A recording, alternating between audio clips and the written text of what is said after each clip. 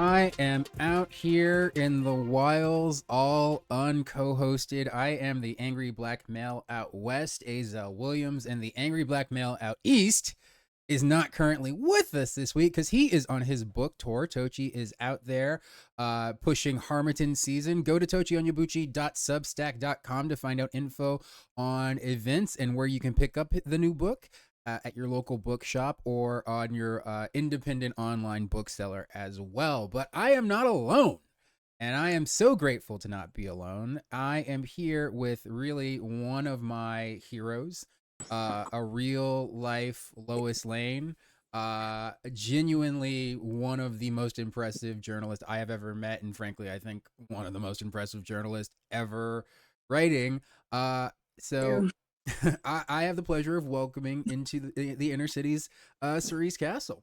Hi. Hello. I'm gonna glow you up real quick. You're one of Yeah. LA's most intrepid journalists. Your investigation of the LA Sheriff's Department exposed decades-long practice in having gangs within the Sheriff's Department. And you also have recently joined the staff of a group called Capital in Maine, an award-winning news site. And so again, I'm so glad to have you back here. I think you actually were on like years ago in the past, right? I think so. Yeah, it's great to be back in company. So your most recent story is about a student athlete named A.B. Hernandez who became the focus of our dumb president's ire against Transkids recently. 16-year-old A.B. Hernandez has become the target of a right-wing campaign to ban trans athletes from California youth sports. Over 30 adults gathered to heckle her at a recent track meet.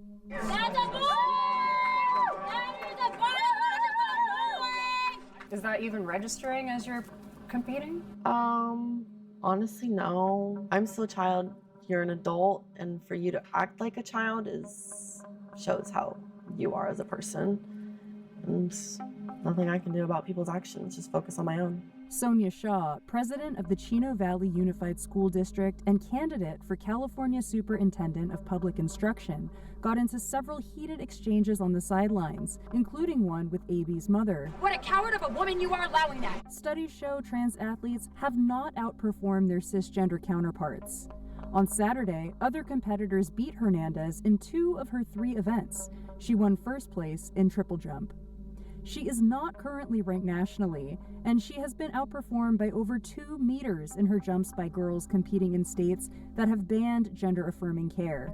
All I thought was, I don't think you understand that this puts your idiotic claims to trash. Now you have no proof that I can't be beat. That is just a clip from the longer story which you can find on the Capital in Maine YouTube page of Cerise's great reporting there. Can I ask, what did you learn from spending time with A as she competed, and what did you find out from the protesters who came to her track meet? AB is probably one of the bravest and most graceful people that I have ever met. Grace, not just in how she performs in her jumps, but how she has been able to handle all of this adversity at just 16 years old and really just rise above so much negativity and frankly, ill intentions that were thrown her way. She's someone that inspires me, someone who is almost twice her age. The fact that she has been able to reach this level of maturity at such a young age is, truly something to marvel at, in my opinion. She is someone that is going to go very far in her life, as evidenced by her performance that she was able to pull out. She won first place in 2 events at the state championships for track and field 2 weeks ago, and she is only going up from here. She is an inspiration to so many people. And what I learned from the protesters is really they are part of a larger movement that is intent on using trans children like A.B. Hernandez to be the face of a campaign to ban trans people, not just from sports, but from really fully participating in our society. And using rhetoric like that, divisive, hateful rhetoric like that, to usher in a broader wave of right-wing policies. And I will say, look, I'm big old progressive. I don't think I'll ever but like, have you gained any better sense as to what drives an adult to go to a school to like yell at children, particularly like children who are part of a vulnerable community? Like, I I don't I don't understand what they think they're protecting. Also, I'm gonna guess that like most of these adults couldn't name like a single like WNBA player. Like I can guarantee you like maybe they know like Megan Rapinoe, but no one else on like women's soccer. Like they could I don't think they're that invested in women athletes is what I'm trying to say. I don't get Yeah, it. I just don't understand it. I really, personally, it's difficult for me to conceptualize like being an adult. Some of the adults that are doing this are, the same age as me. They don't have children that are attending these schools. Yeah. Like Um, it's they mind-boggling.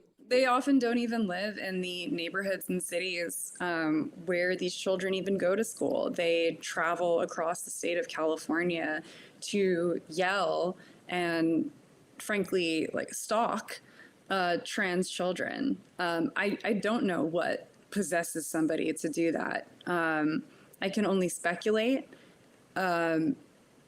What they have said to me is that a large number of them, for them, it is driven by their interpretation of Christianity.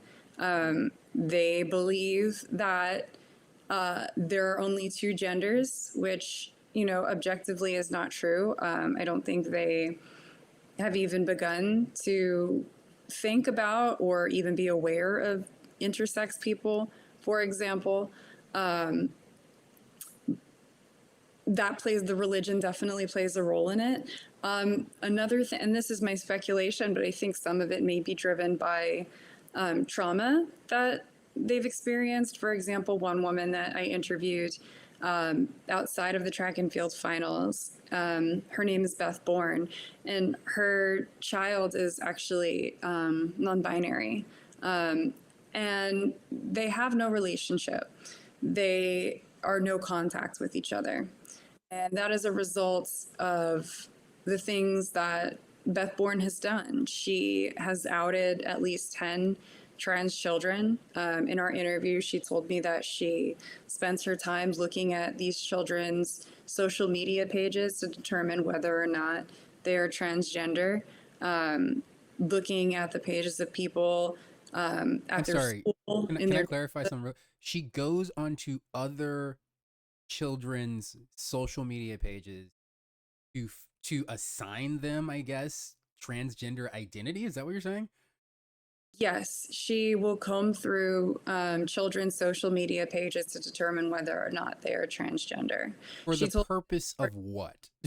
Like- once she has this information, she will go to, well, a lot of the things she does are online. So she will post about these children on her social media pages where she has, thousands of followers, posting their identity, their name, their dead name, the school that they attend, the sports that they attend.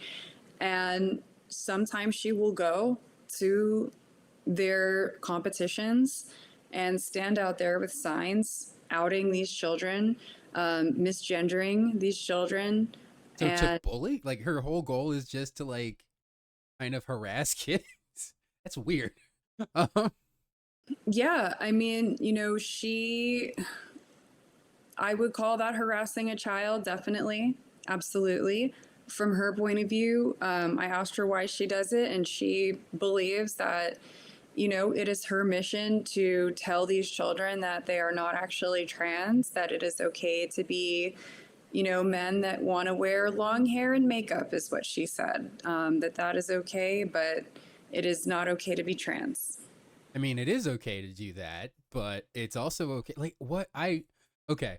Um, I don't, I don't know if I will get to that point where I ever understand what. I can't even imagine what would drive me to be that passionate about anything children are into. Thanks for checking out the Inner Cities. If you enjoy the video, please click the like button and subscribe for more in the future. Also, you can go on Spotify, Apple Music, or however you get podcasts and get the podcast sent straight to your phone every week. um, so you ran into a woman named Sonia Shaw, which I found I was unaware of her. I don't live in Chino Valley, but like she's the president of the Chino Valley Unified School, where AB is a student and is and Sonia is running for a statewide seat, correct, for the California Superintendent of Public Instruction. And she was one of the hecklers who was protesting Hernandez at her competition. I'm curious, how successful has she been at pushing anti-trans policies locally? What would it mean if she became state superintendent? My prayer and assumption is on a statewide basis, she will never get close to that seat. But like the fact that she's running is kind of like mystifying. Yeah, she has been the president of the Chino Valley Board of Education for several years now, and she is one of the people that have been at the forefront of this push by organizations that support Republicans to usher in this wave that I was referencing of right-wing policies. This all goes back to 2022 when a organization called the Council for National Policy, which is one of the most well-funded and also one of the most secretive groups that is responsible for establishing policy points and the agenda for Republican candidates. They hold a yearly meeting and it's, completely secret. Only members can attend and only members are given, materials that are associated with the talking points that they are coming out with. However, in 2022, the Center for Media and Democracy was able to sneak into the entire 2022 meeting and record everything that was said.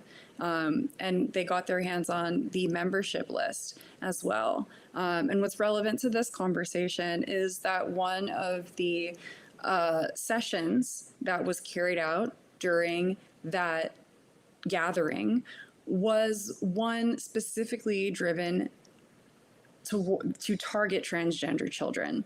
This was based on a campaign that they carried out in Virginia around the gubernatorial campaign. And one of the things that happened during the course of that campaign was making trans children essentially pawns in this campaign by demonizing them and saying that they did not have a right to use bathroom facilities, to participate in sports teams that correspond with their gender identity. And unfortunately, they were successful in that they were able to elect a Republican governor in Virginia. And that anti-trans campaign was credited for being one of the things that pushed people over the edge. So in 2022, the woman that was responsible for that came to this Council for National Policy meeting and gave a lesson to members about how to use trans children to get Republican candidates elected. And there was a 3-point plan that they came up with. Among the things on this plan is to get people into office that support anti-trans policies, to start adopting policies that ban and restrict trans children from accessing facilities, and to create a visible wave of support for this stuff. And Sonia Shaw here in Southern California has been one of the main proponents of carrying that out. Since her election, she has put various policies into place in her district that are harmful to trans and queer children, such as a forced outing policy for trans and non-binary students within the district. There was also a ban of critical race theory, which is just a very broad stroke decision to ban any teaching of Black, Indigenous, various cultures' histories. And she has been successful in having these policies replicated by other school boards that are dominated by these Republicans. There's quite a few of them here in Southern California. And unfortunately, this campaign has been successful in having more and more people on school boards supporting motions like this and bringing them back to the school board and trying to get them into place. This is what I mean by why you're one of my favorite supporters. You have so personal for AB, who just an athlete trying to her life and be a kid, but you've also uncovered something that is incredibly dystopian. Like there's literally a group who has gotten together with the sole goal of using children's identities as a wedge issue for Republican politics. Because again, even I love in this story, AB themselves like points out, yeah, I lose all the time. I'm not like FloJo. AB acknowledges that she loves sports, but also that she's not like unbeatable. She's not some threat. And yet their whole line is that, well, if transgender women get involved, then obviously, because at one time they had higher testosterone, they'll be more like physically capable. And it's like, it's not even about that with them. It really isn't about that. It seems to be, or at least correct me if I'm reading you wrong here. It seems to be they're using this as a shield to like, talk about transgender issues so that we can get these Republicans in and we can do all this other stuff that we want to do. Because again, transgender people don't make up that much of society, and two, aren't overwhelmingly represented in sports. In fact, I believe that like AB is one of, I think last time I looked this up, a dozen kids nationally who even identified at the time as like transgender and an athlete. I might be wrong about the number, but it's incredibly small. It's small enough to fit in any room. Here in California, there are 10 that we know of. Yeah. And I would say, at least half of them have graduated at this point. Yeah, forgive me. I think it was probably the state of California, not nationally. But like, so was I reading a little too deeply into what you were saying? Do you think they genuinely have a belief something morally or socially wrong with trans people in society, or are they using to just create fervor and get more Republicans in for other Republican? I do think it is, a broader plot to get in more Republicans. And this is something that, I've been on some of these meetings that these folks have. There is a group called the Save Girl Sports Association here in California, which is, essentially a gathering of some of these folks that have made it their mission to ban transgender youth from sports. And they will say quite openly in their meetings that, we need to get our kind of people into office. And, this is a way that they've been successful in doing that, and this is not just when we're talking about school boards. We saw this during the 2024 election. The ad that the Trump campaign ran, in the last couple of weeks was, Kamala is for they, them, Trump is for you, which was, this horrific imagery of trans and genderqueer people being presented as, these sort of evil, malignant beings that are out to get you. This is, it's no secret that this is how the Republican Party regards people that come from, diverse genders. And as a progressive, again, that used to bug the hell out of me, because it was just like, I would have loved it if Kamala Harris was out here being like, absolutely, they, them, everybody deserves human rights. But like, Well, this actually leads to my next question. So, Gavin Newsom recently has had a podcast series where he has had just a wild range of guests, including Steve Bannon, Charlie Kirk. And on his podcast, was he said the Democrats have made mistakes defending trans athletes. And I'm curious, do you, as somebody who has been researching this, looked into these like shadowy groups who are trying to for political means, um, I'm curious, do you think that going forward, more Democrats will follow his example, denying like human rights for the opportunity to win elections? And also, do you think that he's right? Do you think that societally it's a smarter, in the short term, a smarter quote unquote decision for Democrats to abandon trans rights for political power?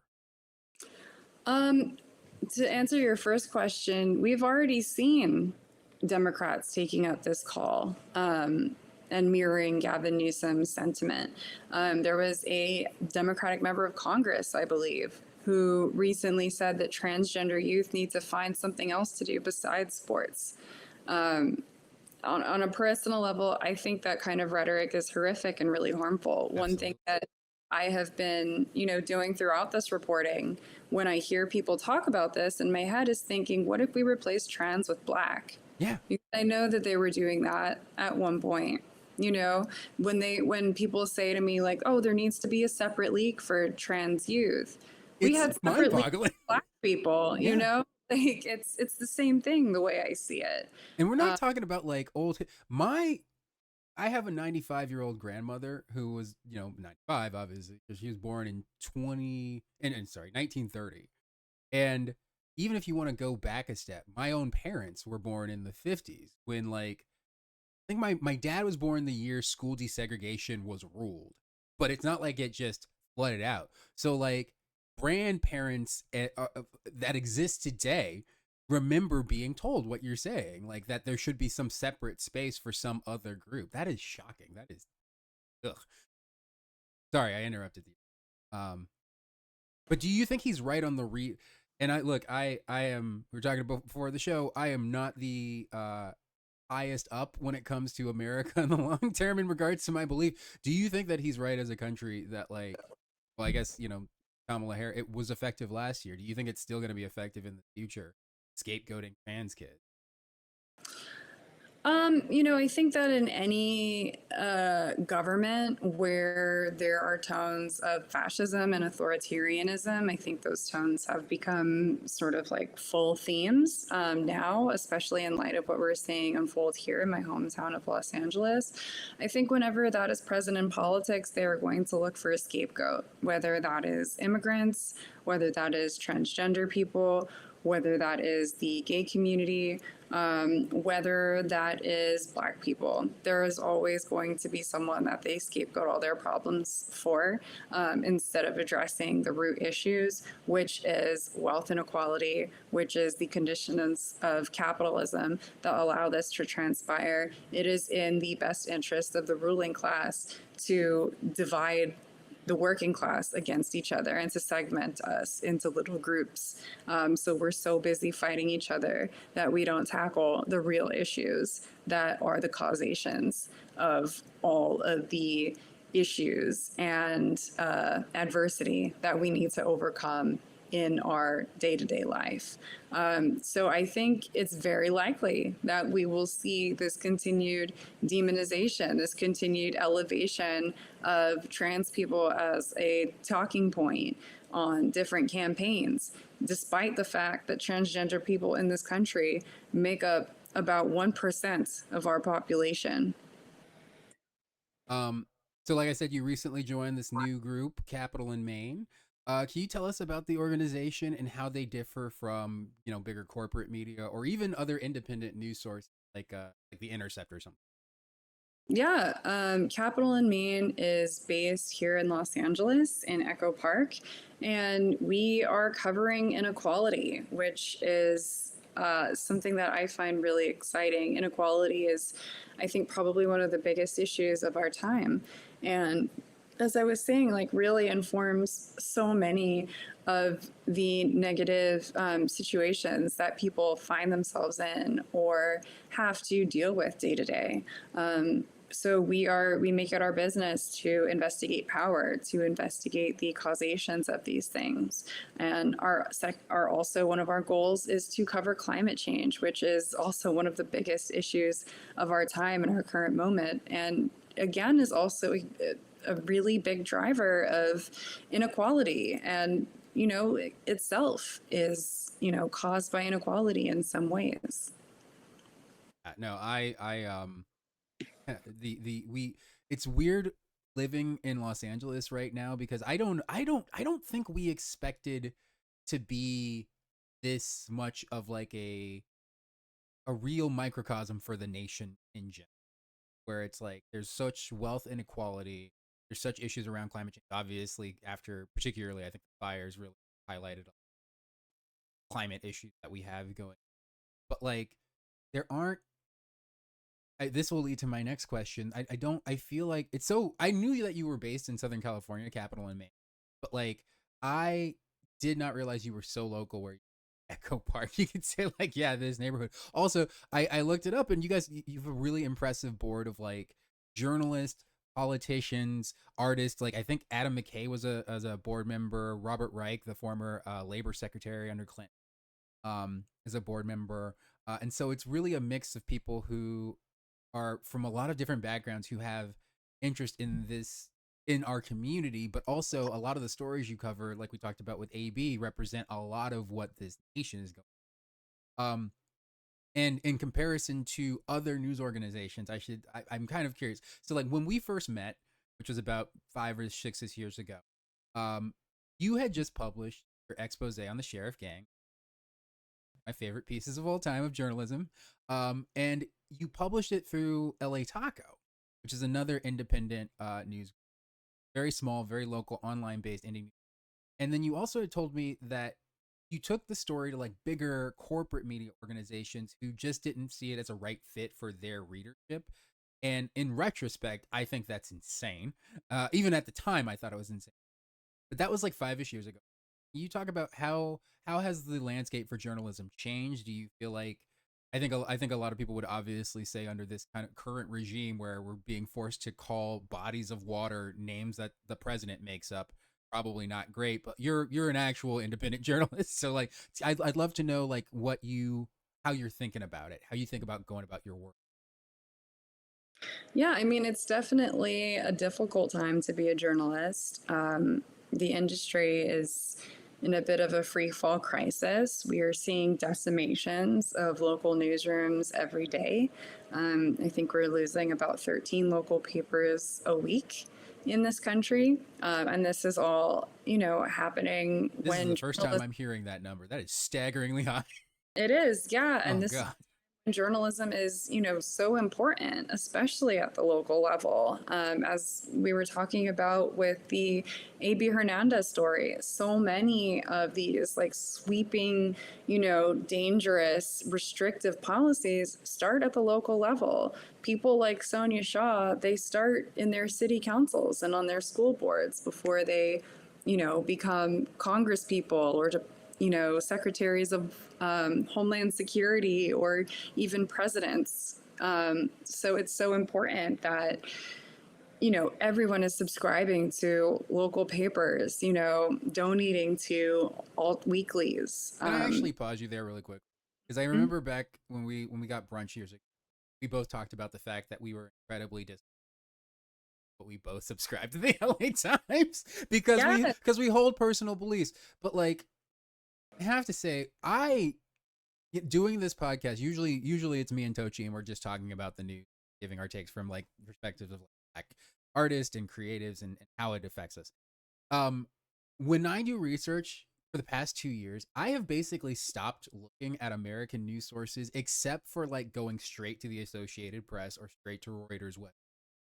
I go to the Guardian. I will go to Al Jazeera. Now that I've been brushing up my French, I will go to Le Monde, but I don't think Le Monde is not as progressive as I would like it. But there are other newspapers that I find it easier to get truth from foreign sources when it comes to even stories about our own. And I'm just curious, you still believe that people should support their local newspaper, even if they don't think their local newspaper is bringing them the kind of journalism? I do think you should support your local paper, yes. And I think like a good case study for this is my own local paper, the Los Angeles Times. That's our paper of record here. And you know, as you said, like personally, like I have a lot of strong disagreements with how the Times is carrying out their business. You know, for example, the Times has a union. Their reporters are unionized. They have not had a contract for 3 years now, I believe, and that is because their management refuses to come to the table and negotiate with them. I think that's abhorrent. Personally, as a member of a union, I find that abhorrent and disgusting. The LA Times, despite the fact that it is owned by a billionaire, continues to lay off wave after wave of journalists every quarter. I don't understand how you can do something like that when you have $8 billion in the bank.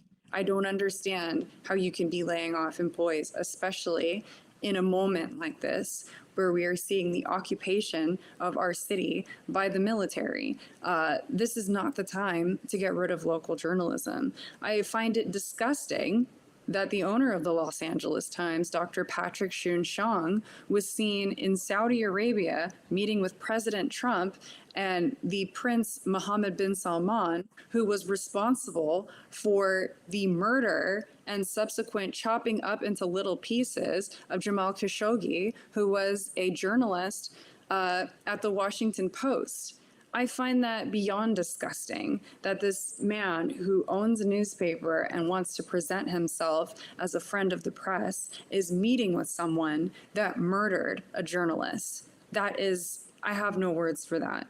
Despite all of those things and despite those core disagreements with my own personal values and morality, I am going to continue to subscribing to the LA Times because I do have friends that work there and they do reporting that is necessary. When the fires were happening, for example, you know, we need the information that a local paper puts out, things about road closures, evacuation orders, that sort of thing. They may not do it, you know, in the time that we need it. You know, when the fires broke out, I went on their Instagram page and the only posts that they had were about the Golden Globes, but they got it together. Well, you and gotta you gotta have doing what they priorities. needed I to mean, do. we gotta know who's you know dressed best or okay. Did you like the video? I'm on. I already asked you once. Just click the like button and subscribe so you get more alerts in the future. Also, go onto your phone and download the podcast. Spotify, Apple Music, or however you get your podcast. I hear you. It is important, obviously, but it's also like it's just I feel like we have to and I hate saying it this way because it feels like the right used to say this kind of thing, but it's like you kind of have to mix. You have to like get you know corporate media to find out generally what is being told to the people, but then you also have to look for things like Capital and Maine that you can find stories that are going to actually impact you. There's a wonderful piece, and forgive me, I forget the journalist, but like there's a great story right now, or as of yesterday. And by the way, we're recording on 13th. About how Gavin Newsom's budget is going to really decimate like rural hospitals. And I come from Fresno, California. I come from the Central Valley. I come from the part of this state that is not ever talked about. But people live there, people work, people grow your food there. And there is a hospital that is looking at closing that already lost their neonatal care wing. And so people who live in that town have to drive an hour to have a baby. Like it's insane. How do you define good journalism in America today? And what I mean by this is like we live at this time when stations like MSNBC, Fox, CNN, they all refuse to do things like call Israel's assault on Gaza a genocide. But you actually see things with your own eyes being covered by people being assaulted today. Like we don't live in the times where it's like, you know, we're getting a paper from 2 days ago that has a story from a vetted journal. See things in real time by people who are under assault. And are there any major news stations in America you feel are doing? how do I define good journalism? I get asked this question a lot, and I think it's really just going back to like basic principles that, I hope are still being taught in journalism schools. Um, you know, Reporting what you see on the ground, talking to, a variety of sources, always checking things out and verifying things when you're given, a statement by a government agency or a police department, making Not sure just that printing that. not just printing it, Which very is basic. obviously true. Yeah, and This I unarmed think man suddenly, revealed a gun from space. yeah, yeah, and there's a reason. There are reasons why that stuff isn't happening. It's like everything from you know, eh, laziness, I would say, to the fact that like there just aren't a lot of us left anymore. We're getting laid off left and right and being asked to cover, huge beats that were frequently split between a dozen people. But, to answer your question, it's really just relying on those basic principles. That's how I see good journalism. I generally tend to look at the work of individual journalists rather than the newsrooms that they are working for.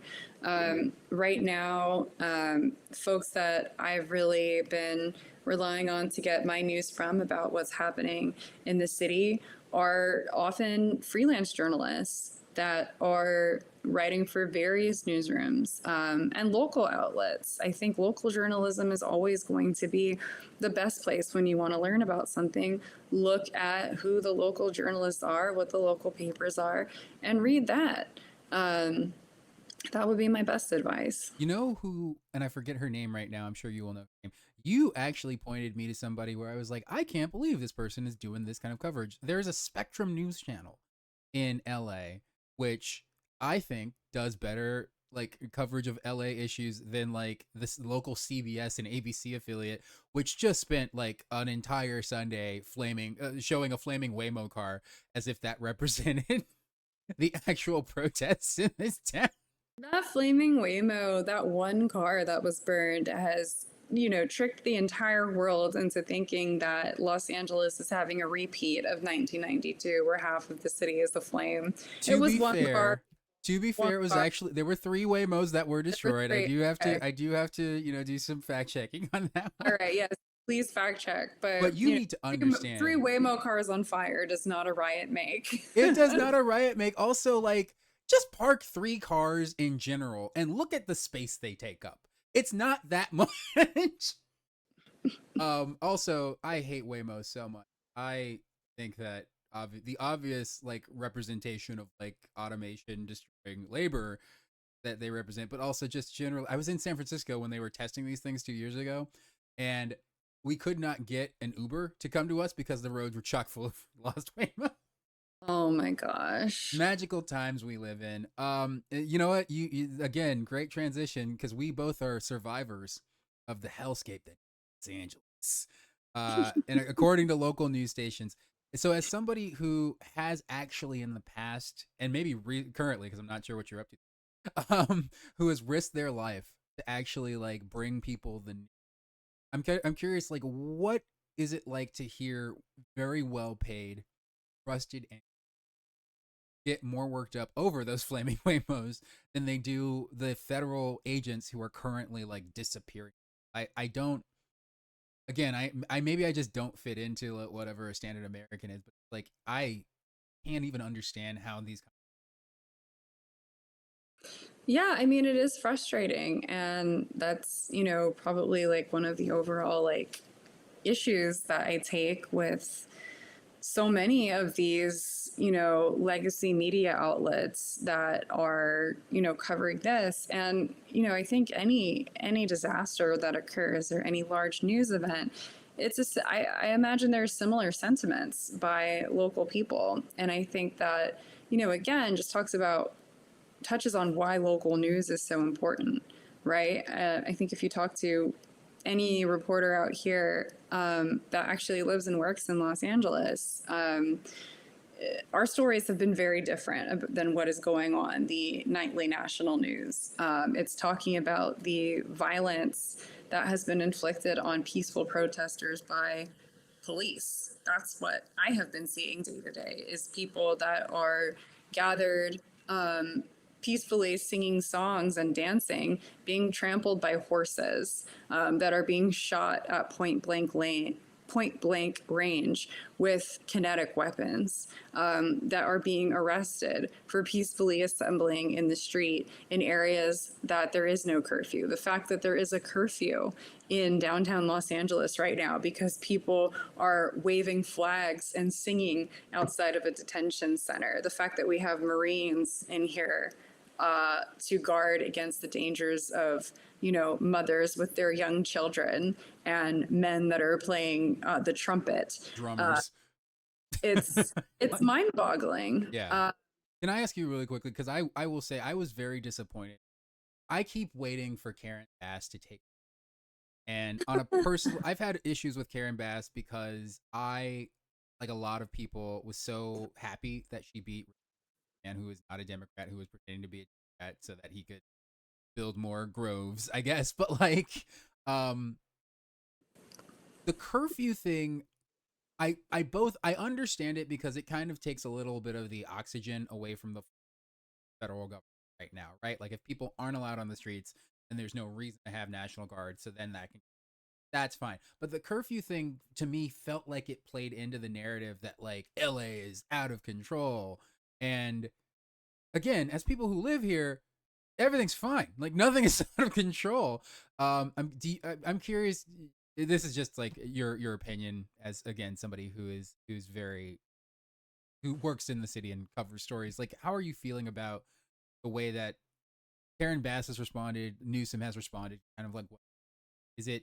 Are we doing the right thing by calling the protest, but also suing and taking resources? Well, on a personal level, I can say that, I think there is always more to be done. And I personally take issue with a lot of the ways that what is happening has been discussed. I think that the centering of the protests and the framing of things like doing graffiti as violent acts is very dangerous and is not a true and accurate representation of the violence that is happening, which is, as I said, being inflicted by police. I think that not talking about the role that the local police is playing in the brutalization of peaceful protesters, as well as the fact that local police are breaking California law and cooperating with these immigration raids, which is against California law. We have a law on the books in this state that says that they are not allowed to do that. And we learned this morning from Cal Matters that local police and sheriff's departments have been sharing license data with ICE and with Border Patrol, which is a lie, not a lie, excuse me, which is against the law. The chief of the Los Angeles Police Department last week held a press conference where he said, "We do not cooperate. This reporting proves that he lied to us all." These are the things that I wish Newsom and Bass were talking about, instead of demonizing people that have become activated because they are seeing their friends and neighbors being disappeared by masked men from their homes, from their jobs, from their children's graduations. Yeah. I had not heard that piece yet, but I did. It's so funny because last week on the show, the news was just breaking out about ICE like raids happening Paramount and at random home. And the question I had was, what's going to happen? And it's in retrospect, it was such a dumb question. Cops are cops. I don't care what badge looks like. District is. Was what's going to happen when the LAPD has to stand up against the federal government? The answer is they're all cops. They're not going to do it. And in retrospect, another good way to know that everything was fine. You remember that reporter from Australia who ended up getting shot in the quote unquote less than round? Her own news organization, and she was caught in a crossfire. But the only people who could have been firing, unless you're defining an occasional thrown bottle or rock. The only people who could have been firing at the police were other police or agencies. Um, and that just made me think like, oh, of course this is bullshit, because like we all know the LAPD, they're not going to allow people to shoot at them and walk away alive. But thus far, I don't believe the LAPD has killed anyone, which is a big statement for them. I know we're running running out of time here, but I did want to talk to you a little bit about the fact that you are currently working on a new book. So can you talk a little bit about the book and your return to the story of I guess not return, you haven't literally left the story of a sheriff's gang. Yeah, I'm very excited about the book. This is going to be following up on all of the dozens of leads that I've acquired over the past 5 years, and really going into depth on some of these stories that you may have heard in the past, but I've made some additional connections, uncovered some additional deputy gang members, and yeah, just uncovered a whole wealth of information. The story really goes a lot deeper. This is touching on, the conspiracy that has been carried out over the past 60 years to prevent any meaningful oversight. A story that, is still playing out today with the dismissal of, members of the Oversight Commission who have stood up to county mechanics.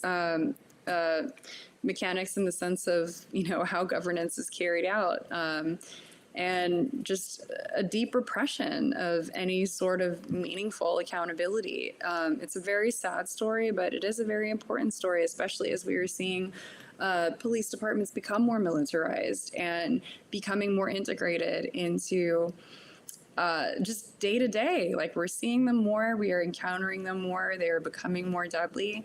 And it's important for not just people of Los Angeles, but people all over this country and all over the world to know how this stuff happens, how it is allowed to be created and fester and grow. And again, like it's so upsetting to me that your story back when it first dropped kind of didn't get I think it got huge responses from the people and people who encountered it, but on a political level, I felt like a lot of politicians did very little to actually address this. I feel like what we're currently seeing, as you point out, with the fact that our local, police and sheriffs are working hand in hand with federal agencies who are not identifying themselves and are just disappearing people, is kind of a result from just having gangs in your organization that can bully each other, that can help do things like cover up illegal activities among police. Do you feel like those parallels are there, or actually more important than that, and you can leave it out if you. But am I wrong? Has there been a bigger reaction behind the scene in places of power that can like actually make change? Of people wanting to make change? Literally political leaders, people who are in position to actually hold the sheriffs accountable. I have not seen any real interest in holding the sheriffs accountable or doing anything to stop this from happening. What I have seen is people taking an active stance to make sure that there is no way for the people to get any reform or change made in the department. Well, on that, and I'm honestly, so sorry. does your book have a title? It's called A Tradition of Violence. It's just the same title of A Tradition of Violence. Does it have a release date? I'm hoping 2027. Okay. So keep an eye out for that. Again, in the current state that we live in, it should be pretty obvious why such a great book like this and such a great resource on a local county level might be really important for us to know going forward, because it really is just a terribly accurate metaphor for the times that we're in. Cerise, one of my favorite journalists ever. Thank you for coming on the show. I wish, like, be safe. I know that you You surround yourself by the people we need to know about, but they're also some of the most squirrely people I've ever seen in my life. So Let me just say, those moms that show up to the track meets to bully children scare me way more than the police do. absolutely. Like, are you kidding me? White suburban moms who've taken time out of their life to yell at children? They are crazy. They're out of their mind. Take care. So good to have you.